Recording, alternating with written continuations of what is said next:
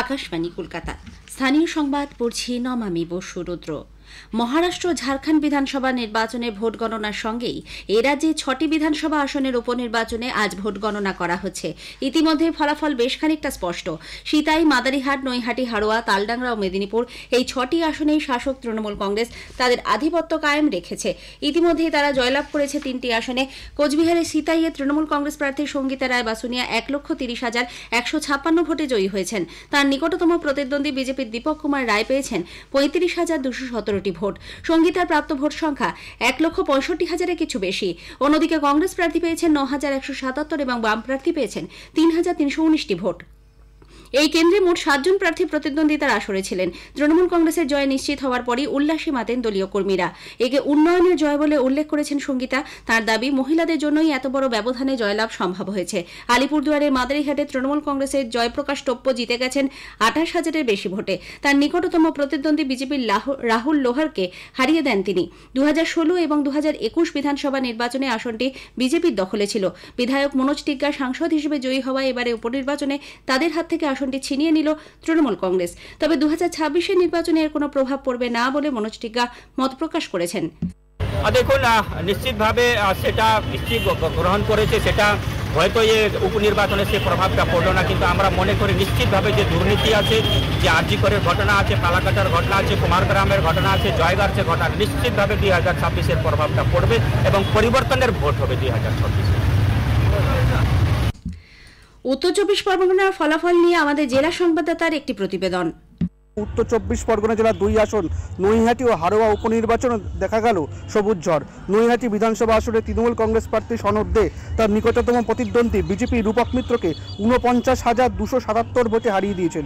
তৃতীয় স্থানে রয়েছেন বাম সমর্থিত সিপিআইএমএল প্রার্থী দেবজ্যোতি মজুমদার। চতুর্থ স্থানে কংগ্রেসের পরেশনাথ সরকার।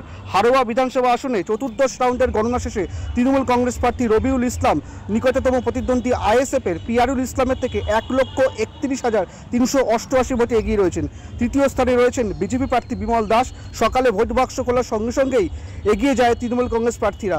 বেলা যত গড়িয়েছে ব্যবধান ততই বাড়িয়েছেন। পল্লব ঘোষ, আকাশবাণী সংবাদ, উত্তর চব্বিশ পরগনা। পশ্চিম মেদিনীপুরের মেদিনীপুর আসনের উপনির্বাচনে সপ্তদশ রাউন্ডের শেষে তৃণমূল কংগ্রেস এগিয়ে রয়েছে ৩৩,০০০-এর বেশি ভোটে। শেষ খবর পাওয়া পর্যন্ত তাদের প্রাপ্ত ভোট ১,১৪,০০০-এর অধিক। এরপরই বিজেপি পেয়েছে প্রায় ৮১,০০০ ভোট। তৃতীয় ও চতুর্থ স্থানে রয়েছে সিপিআই ও কংগ্রেস। বাঁকুড়া আর তালডাংরার ফলাফল নিয়ে আমাদের জেলা সংবাদদাতা জানাচ্ছেন। বাঁকুড়ার তালডাংরা বিধানসভা উপনির্বাচনের গণনা প্রায় শেষ পর্যায়ে। সকাল থেকেই কড়াকড়ি নিরাপত্তা বেষ্টনীতে টান টান উত্তেজনার মধ্য দিয়ে চলছে গণনা। এবার তালডাংরা বিধানসভা উপনির্বাচনে 5 জন প্রার্থী প্রতিদ্বন্দ্বিতা করেছেন। শেষ পাওয়া খবর অনুযায়ী তৃণমূল কংগ্রেস প্রার্থী ফাল্গুনী সিংহবাবু তার নিকটতম প্রতিদ্বন্দ্বী বিজেপির অনন্যা রায় চক্রবর্তীকে পরাজিত করে সম্ভাব্য জয়ের পথে। বাঁকুড়া থেকে দেবাশিস মৌলিক, আকাশবাণী সংবাদ। রাজ্যের 6 বিধানসভা কেন্দ্রে উপনির্বাচনে নিরঙ্কুশ জয়ের জন্য রাজ্যের মানুষকে ধন্যবাদ জানিয়েছেন তৃণমূল কংগ্রেস নেত্রী মুখ্যমন্ত্রী মমতা ব্যানার্জি। সামাজিক মাধ্যমের এক বার্তায় তিনি বলেন, সাধারণ মানুষের এই সমর্থন আগামী দিনে আরও সক্রিয়ভাবে কাজ করার জন্য দলকে উৎসাহ দেবে। অন্যদিকে উপনির্বাচনের ফলাফলকে গুরুত্ব দিতে চাননি বিজেপির রাজ্য সভাপতি তথা কেন্দ্রীয় মন্ত্রী সুকান্ত মজুমদার। 2026-এর বিধানসভা ভোটে পশ্চিমবঙ্গে বিজেপি সরকার গড়বে বলে তিনি প্রত্যয় ব্যক্ত করেন। এদিকে 6 কেন্দ্রের উপনির্বাচনে তৃণমূল কংগ্রেস এবং বিজেপি বাদে বাকি সব দলের প্রার্থীদের জামানত বাজেয়াপ্ত হয়েছে।